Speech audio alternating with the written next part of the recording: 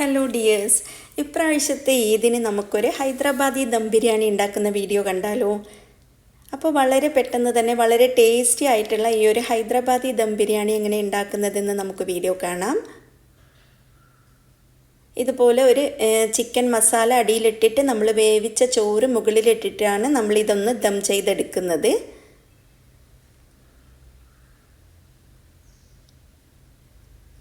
അപ്പോൾ നിങ്ങൾ ഉണ്ടാക്കുമ്പോൾ ശ്രദ്ധിക്കേണ്ട ഒരു കാര്യം എന്ന് വെച്ചാൽ, നമ്മൾ മസാല മാരിനേറ്റ് ചെയ്ത് വെക്കുമ്പോൾ നമ്മൾ തലേന്ന് രാത്രി തന്നെ നമ്മൾ ചിക്കനിലേക്ക് മസാലയൊക്കെ പുരട്ടിയിട്ട് മാരിനേറ്റ് ചെയ്ത് വെച്ചാൽ നമുക്ക് വളരെ ടേസ്റ്റി ആയിട്ടുള്ള ഒരു റൈസ് തയ്യാറാക്കി എടുക്കാൻ പറ്റും. ആ ഒരു കാര്യം ശ്രദ്ധിച്ചാൽ മതി. നമ്മളിപ്പോൾ നാളെയാണ് ഉണ്ടാക്കുന്നതെങ്കിൽ ഇന്ന് രാത്രി നമ്മൾ എല്ലാം ഒന്ന് മാരിനേറ്റ് ചെയ്ത് ഫ്രിഡ്ജിൽ വെച്ചിട്ട് പിറ്റേന്ന് നമ്മൾ ഒരു മണിക്കൂർ മുമ്പേ ഒന്ന് പുറത്തെടുത്ത് വെച്ചിട്ട് നമുക്കിത് തയ്യാറാക്കി എടുക്കാം. ഞാൻ സാധാരണ അങ്ങനെയാണ് ഉണ്ടാക്കുന്നത്. അപ്പോഴാണ് ഈ റൈസിനും നല്ലൊരു ടേസ്റ്റ് തോന്നുന്നത്, മസാലയൊക്കെ പിടിച്ചിട്ട്. ഇതിന് വേണ്ടിയിട്ട് 5 മീഡിയം സൈസിലുള്ള ഉള്ളി നേരിയതായിട്ട് അരിഞ്ഞതാണ്. ആദ്യം നമുക്ക് ഉള്ളി ഒന്ന് പൊരിച്ചെടുക്കണം. ഒരു ഫ്രൈ പാനിൽ സൺഫ്ലവർ ഓയിൽ ഒഴിച്ചിട്ടുണ്ട്. ഓയിലൊന്ന് ചൂടായിട്ട് വരുമ്പോൾ നമ്മൾ ഈ ഉള്ളി ഒന്ന് പൊരിച്ചെടുക്കാം. 2 ബാച്ചായിട്ടാണ് ഞാൻ ഈ ഉള്ളി പൊരിച്ചെടുത്തത്. നിങ്ങൾ മാക്സിമം തിന്നായിട്ട് ഉള്ളി കട്ട് ചെയ്യാൻ ശ്രദ്ധിക്കണം. നമ്മൾ ഇത് പൊരിച്ചിട്ട് അത് പൊടിച്ചിട്ടാണ് നമ്മൾ മസാലയിലേക്ക് ചേർക്കുന്നത്. ബാക്കി ഉള്ളി നമ്മൾ റൈസിലും ചേർക്കും. അപ്പോൾ 5 ഉള്ളി മതി നമുക്കിതിനേക്ക്. ഏകദേശം ഒരു 1 മുതൽ 1.5 കിലോ വരെയുള്ള ചിക്കൻ്റെ അളവിലാണ് ഞാൻ മസാല ഉണ്ടാക്കുന്നത്. അതുപോലെ 3/4 കിലോ റൈസും. അപ്പോൾ നമ്മുടെ ഉള്ളിയൊക്കെ ഒന്ന് ബ്രൗൺ ആയിട്ട് വരുന്നുണ്ട്. ഇടയ്ക്കൊന്ന് ഇളക്കി കൊടുക്കണം, ഉള്ളി കരിഞ്ഞു പോവാതിരിക്കാനും ശ്രദ്ധിക്കണം. ഇതാ നമ്മുടെ ഉള്ളി ഈ ഒരു കളറായി വരുമ്പോൾ നമുക്ക് കോരി മാറ്റി വെക്കാം. ഒരു പരന്ന പ്ലേറ്റിൽ ഇട്ടിട്ട് ഒരു ടിഷ്യൂ പേപ്പറിൽ ഇട്ട് വെച്ചാൽ അത് പെട്ടെന്ന് ക്രിസ്പി ആയിട്ട് വരും. അപ്പോൾ നമുക്ക് പൊടിച്ചെടുക്കാനും എളുപ്പമാണ്. ഇതാ ഇതുപോലെ ചെയ്താൽ മതി. അപ്പോൾ നമ്മുടെ ഉള്ളിയൊക്കെ എല്ലാം പൊരിച്ച് മാറ്റി വെച്ചിട്ടുണ്ട്. ഇനി നമ്മൾ ചിക്കൻ എടുക്കാം. ചിക്കൻ നന്നായിട്ട് കഴുകിയതിന് ശേഷം വെള്ളമൊക്കെ ഊറ്റിയതാണ്. അതിലേക്ക് ഒരു 400 ml തൈര്, പുളിയില്ലാത്ത തൈര് തന്നെ എടുക്കാൻ ശ്രദ്ധിക്കണേ. പുളിയുള്ള തൈരാകുമ്പോൾ ചോറിന് നമുക്കൊരു മടുപ്പ് വരും. പിന്നെ 2 ടേബിൾ സ്പൂൺ നിറയെ വെളുത്തുള്ളി പേസ്റ്റ്, 1 ടേബിൾ സ്പൂൺ ഇഞ്ചി, ഒരു 6 മുതൽ 8 വരെ പച്ചമുളക് ചതച്ചതും കൂടെ ചേർത്ത് കൊടുക്കാം. എരിവ് അത്ര വേണ്ടെങ്കിൽ നിങ്ങൾ കുറച്ച് ചേർത്താൽ മതി. ഇനി 1 ബേ ലീവ്സും പിന്നെ കുറച്ച് ഹോൾ സ്പൈസസ് ഞാനിവിടെ എഴുതിയിട്ടുണ്ട്, അതൊക്കെ ഇതിലേക്ക് ചേർത്ത് കൊടുക്കാം. പിന്നെ ഒരു 1/4 കപ്പ് സൺഫ്ലവർ ഓയിൽ, 1 ടീസ്പൂൺ നിറയെ കാശ്മീരി മുളക് പൊടി, 1/2 ടീസ്പൂൺ മഞ്ഞൾപ്പൊടിയും, 1/2 ടീസ്പൂൺ ചെറിയ ജീരകത്തിൻ്റെ പൊടി, 1/4 ടീസ്പൂൺ കുരുമുളക് പൊടിയും, 1/2 ടീസ്പൂൺ മല്ലിപ്പൊടിയും കൂടെ ഇതിലേക്ക് ചേർത്ത് കൊടുക്കാം.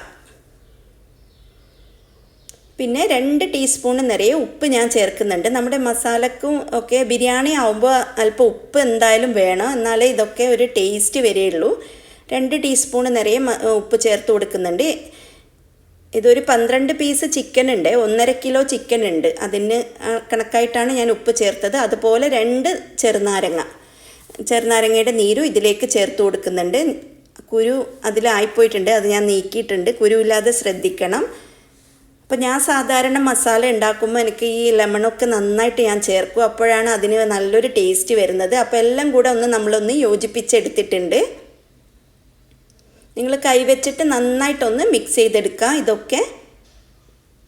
ഇനി നമ്മൾ ഇതിലേക്ക് നമ്മൾ പൊരിച്ച് മാറ്റി വെച്ച ഉള്ളിയുടെ പകുതി ഉള്ളി നമ്മൾ കൈകൊണ്ടൊന്ന് പൊടിച്ചിട്ട് നമ്മുടെ ഇതിലേക്ക് ചേർത്ത് കൊടുക്കണം. ഇത് ഞാൻ പറഞ്ഞ പോലെ തന്നെ നിങ്ങൾ ഇത് തലേന്ന് രാത്രി തന്നെ ഇതൊക്കെ ചെയ്ത് വെച്ചാൽ പിറ്റേന്ന് നമുക്ക് എളുപ്പമാവുകയും ചെയ്യും, നല്ലൊരു ടേസ്റ്റും കിട്ടും നമ്മുടെ ഹൈദരാബാദി ബിരിയാണിക്ക്. അതുപോലെ ഇതാ 2 ടേബിൾ സ്പൂൺ നിറയെ മല്ലിയില ചെറുതായി അരിഞ്ഞതും കൂടെ നമുക്ക് ചേർത്ത് കൊടുക്കാം. ടോട്ടൽ 4 ടേബിൾ സ്പൂൺ മല്ലിയില ഞാൻ എടുത്ത് വെച്ചിട്ടുണ്ട്. ബാക്കി റൈസിലിട്ട് കൊടുക്കാം. പക്ഷെ പുതിനയില ഞാൻ കുറച്ച് മാത്രമേ ചേർക്കൂ, എനിക്ക് ഒരുപാട് അതിൻ്റെ ടേസ്റ്റ് ഇഷ്ടമല്ല. 1 ടേബിൾ സ്പൂൺ ചേർത്തിട്ടുണ്ട്. മല്ലിയിലയുടെ അത്ര ഒരിക്കലും ചേർക്കാൻ പാടില്ല. എല്ലാം കൂടെ ഒന്ന് മിക്സ് ചെയ്തെടുക്കാം.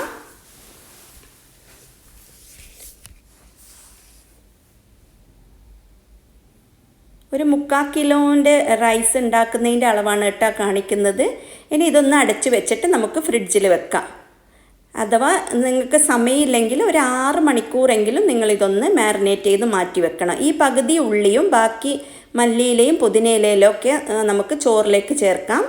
ഇനി ഇതിൻ്റെ റൈസ് ഉണ്ടാക്കാൻ വേണ്ടിയിട്ട് ഒരു പാത്രത്തിൽ നമ്മൾ കുറച്ചധികം വെള്ളം എടുത്തിട്ടുണ്ട്. അതിലേക്ക് റൈസിന് ആവശ്യമായിട്ടുള്ള ഉപ്പ്, 1 ടേബിൾ സ്പൂൺ നിറയെ ഉപ്പ് ചേർത്തിട്ടുണ്ട്. ഒരു 2 ടേബിൾ സ്പൂണ് ഓയിൽ, പിന്നെ കുറച്ച് ഹോൾ സ്പൈസസ്, ഒരു 4 ഏലക്ക, 4 ഗ്രാമ്പു, ഒരു കഷ്ണം കറുവാപ്പട്ട ഒക്കെ ചേർത്ത് കൊടുക്കാം. പിന്നെ ഇതിൽ 3/4 കിലോ അരി ബസ്മതി അരിയാണ്. ബസ്മതി അരി നന്നായിട്ട് കഴുകിയതിന് ശേഷം ഒരു മിനിമം ഒരു അരമണിക്കൂർ നമ്മൾ ഇത് കുതിർത്ത് വെച്ചതാണ്. വെള്ളം ഒന്ന് നന്നായിട്ട് തിളച്ച് വരുമ്പോൾ നമ്മൾ ഈ കുതിർത്ത് വെച്ച അരി ഊറ്റിയിട്ട് നമുക്കിതിലേക്ക് ഇട്ട് കൊടുക്കാം. വെള്ളം നന്നായിട്ട് തിളച്ചതിന് ശേഷമാണ് നമ്മൾ ഇടുന്നത്. അരി ഇട്ടിട്ട് നമ്മളൊരു 7 മിനിറ്റ് മാത്രമേ അരി ഒന്ന് വേവിച്ചെടുക്കുന്നുള്ളൂ. അരി ഏകദേശം ഒരു ഹാഫ് വേവ് ആ സമയമാകുമ്പോഴേക്കും ആവും, 5 മുതൽ 7 മിനിറ്റ് വരെ. അതൊന്ന് നിങ്ങൾ ടൈം ഒന്ന് ശ്രദ്ധിച്ചാൽ നിങ്ങൾക്ക് നല്ലൊരു റൈസ് തയ്യാറാക്കി എടുക്കാൻ പറ്റും. അതുപോലെ ഇത് ബിരിയാണി ആയതുകൊണ്ട് തന്നെ ഉപ്പൊന്ന് നോക്കാം. നമുക്ക് അത്യാവശ്യം ഉപ്പ് വേണം. നന്നായിട്ട് തിളച്ച് വന്നിട്ടുണ്ട്. ഏകദേശം ഒരു 6 മുതൽ 7 മിനിറ്റ് വരെ ആയപ്പം തന്നെ ചോറ് ഏകദേശം ഒരു 50-60% വെന്ത് വന്നിട്ടുണ്ട്. ഇനി നമുക്കിത് വേറൊരു അരിപ്പയിലേക്ക് ഊറ്റിയെടുക്കാം. കറക്റ്റ് 7 മിനിറ്റായി. ഇനി ഫ്ലെയിം ഓഫ് ചെയ്തിട്ട് നമുക്ക് ചോറൊന്ന് ഊറ്റിയെടുക്കാം.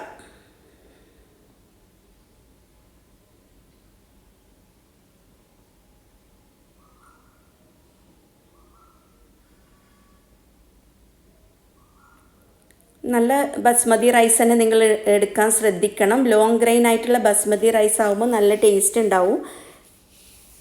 അപ്പോൾ ഇത് നമുക്ക് മാറ്റി വെക്കാം. ഇനി ഒരു പാത്രത്തിലേക്ക് നമ്മൾ വലിയൊരു പാത്രം എടുക്കണം, ചുവട് കട്ടിയുള്ള, അല്ലെങ്കിൽ ഒരു നോൺ സ്റ്റിക്കിൻ്റെ പാത്രം എടുത്തിട്ട് നമ്മൾ ഉള്ളി പൊരിച്ച ഓയിൽ 1-2 ടേബിൾ സ്പൂൺ ഒഴിച്ച് കൊടുത്തതിന് ശേഷം നമ്മുടെ ഈ മാരിനേറ്റ് ചെയ്ത് വെച്ച മസാല നമുക്ക് ഇതിലേക്ക് ഇട്ട് കൊടുക്കാം.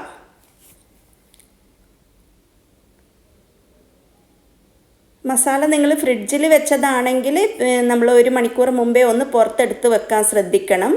ഇനി ഇത് ഹൈ ഫ്ലെയിമിലിട്ടിട്ട് ഒരു 5 മിനിറ്റ് ഒന്ന് വഴറ്റിയെടുത്തിട്ടുണ്ട്. അതിന് മുകളിലേക്കായിട്ട് ചോറിട്ട് കൊടുക്കാം. പകുതി ചോറാണ് ഇട്ടത്. പിന്നെ ബാക്കിയുള്ള ആ ഉള്ളി പൊരിച്ചതും മല്ലിയിലയും പുതിനയിലയും ഒക്കെ ഇതിൻ്റെ മുകളിലേക്ക് ഇട്ടതിന് ശേഷം ബാക്കിയുള്ള ചോറ് വീണ്ടും ഇതിന് മുകളിലേക്ക് ഇട്ട് കൊടുക്കാം.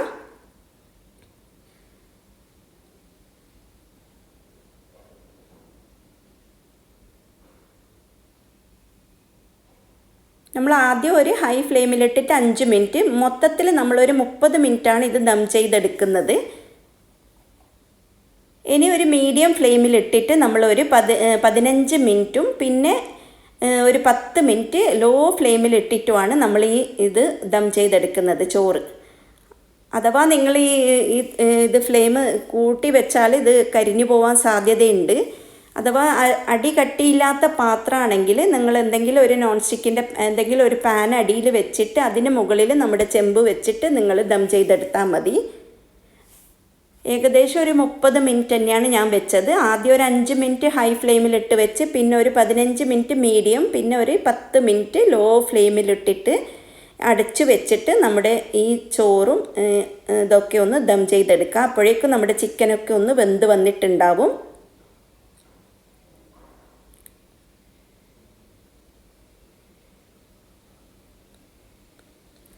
അരമണിക്കൂർ കഴിഞ്ഞ് നിങ്ങൾ എന്തായാലും ഇതൊന്ന് ശ്രദ്ധിച്ച് ചെയ്യണം, അല്ലെങ്കിൽ അടി കരിഞ്ഞു പോകാൻ സാധ്യതയുണ്ട്. ഇനി നമുക്ക് ഇതൊന്ന് ഇളക്കി കൊടുക്കാം. നല്ല മണമൊക്കെ വന്നിട്ടുണ്ട്.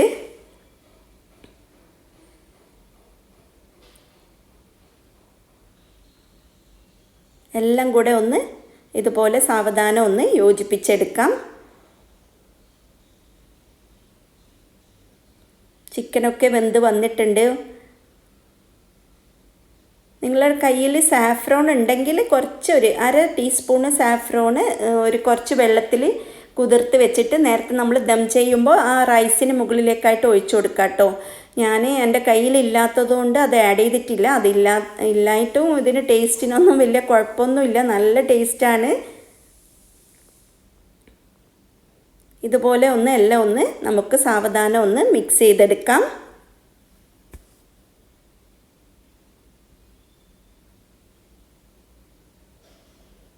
അപ്പോൾ വീഡിയോ ഇഷ്ടമായിട്ടുണ്ടെങ്കിൽ നിങ്ങളുടെ ഫാമിലിക്കും ഫ്രണ്ട്സിനൊക്കെ ഷെയർ ചെയ്യണം. അപ്പോൾ ഇപ്രാവശ്യത്തെ ഈദിന് നിങ്ങൾ എന്തായാലും ഇതൊന്ന് ഉണ്ടാക്കി നോക്കണം. ഉണ്ടാക്കിയിട്ട് ഇഷ്ടമായിട്ടുണ്ടെങ്കിൽ നിങ്ങളുടെ കമൻസിലൂടെ നിങ്ങളുടെ അഭിപ്രായങ്ങളും നിർദ്ദേശങ്ങളും ഒക്കെ നിങ്ങൾ അറിയിക്കണം. ഇനി നമുക്കിത് ചൂടോട് കൂടി തന്നെ സെർവ് ചെയ്യാം. ഞാൻ ഇതിൻ്റെ കൂടെ ഒരു ഗ്രീൻ ചട്നിയും ഒരു കുക്കുംബർ റൈത്തയും കൂടെ ഉണ്ടാക്കിയിട്ടുണ്ട്. ഇതിനി ഒരു ചൂടോട് കൂടി നമുക്കൊരു പാത്രത്തിലേക്ക് മാറ്റാം.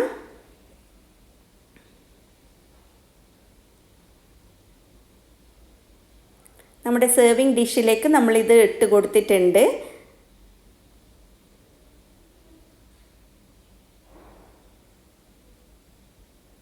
ഇതിൻ്റെ മുകളിൽ കുറച്ച് ഗാർണിഷ് ചെയ്യാൻ വേണ്ടിയിട്ട് നമുക്ക് ഫ്രൈഡ് ഓണിയൻസും കുറച്ച് മല്ലിയിലയൊക്കെ ഇട്ട് കൊടുക്കാം.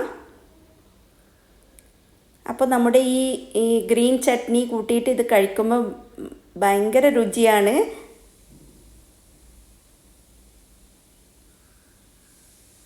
ഞാൻ ഈ കുക്കുംബർ മിൻറ്റ് റൈത്തയും ആണ് ഇതിന് വേണ്ടിയിട്ട് ഉണ്ടാക്കിയത്.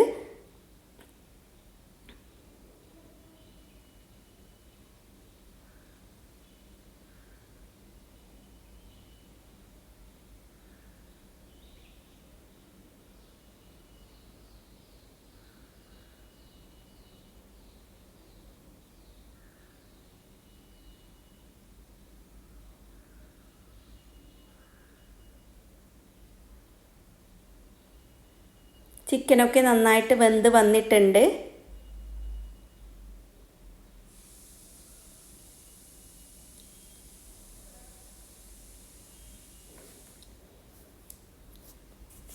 ഗ്രീൻ ചട്നി ഉണ്ടാക്കുമ്പോൾ കുറച്ച് സ്പൈസി ആയിട്ട് ഉണ്ടാക്കിയിട്ടാണ് കഴിക്കാറുള്ളത്. നിങ്ങളുടെ എരിവിനനുസരിച്ച് നോക്കിയിട്ട് നിങ്ങൾ ഉണ്ടാക്കിക്കോ. ഞാനിതിൻ്റെ റെസിപ്പി ഇതിൻ്റെ കൂടെ ആഡ് ചെയ്യുന്നുണ്ട്. വീഡിയോയുടെ ലാസ്റ്റ് ഉണ്ട് അത്.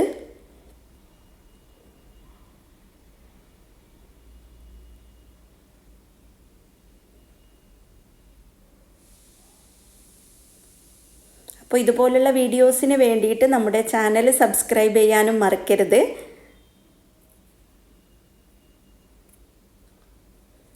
നമ്മുടെ കുക്കുംബർ മിൻറ്റ് റൈത്ത ഉണ്ടാക്കാൻ വേണ്ടിയിട്ട് ഒരു കുക്കുംബർ ഞാൻ ചെറുതായിട്ട് അരിഞ്ഞെടുത്തിട്ടുണ്ട്. അതിലേക്ക് 1 കപ്പ് തൈര് ചേർത്ത് കൊടുക്കാം. പിന്നെ കുറച്ച് പുതിനയില മാത്രമേ നമ്മൾ ഇതിലേക്ക് ആഡ് ചെയ്യുന്നുള്ളൂ. നല്ലൊരു ടേസ്റ്റാണ് ഈ റൈത്തക്ക്. മല്ലിയില ചേർക്കുന്നില്ല. പിന്നെ ആവശ്യത്തിന് ഉപ്പ്, 1/2 ടീസ്പൂൺ പഞ്ചസാര,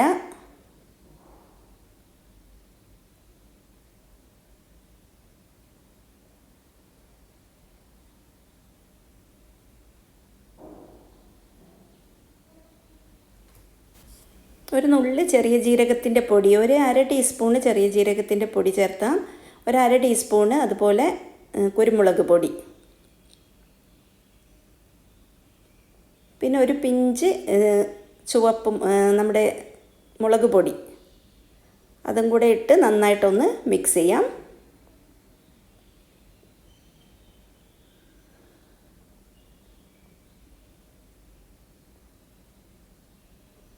കട്ടിയുള്ള തൈര് തന്നെ ചേർക്കാൻ ശ്രദ്ധിക്കണം. എൻ്റെ അടുത്ത് ഉള്ള തൈര് ഞാൻ കുറച്ച് ചേർത്തതാണ്. അപ്പോൾ നമ്മുടെ കുക്കുംബർ മിൻറ്റ് റൈത്ത റെഡിയായി. ഈ റൈസിൻ്റെ കൂടെ കഴിക്കാൻ വളരെ ടേസ്റ്റിയാണ്.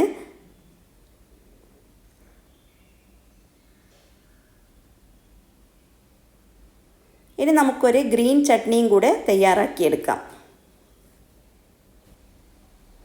ഒരു മിക്സിയുടെ ജാറിലേക്ക് കുറച്ചധികം മല്ലിയില, ഒരു ചെറിയ കഷ്ണം ഉള്ളി, ഒരു 2 അല്ലി വെളുത്തുള്ളി, കുറച്ച് പുതിനയില,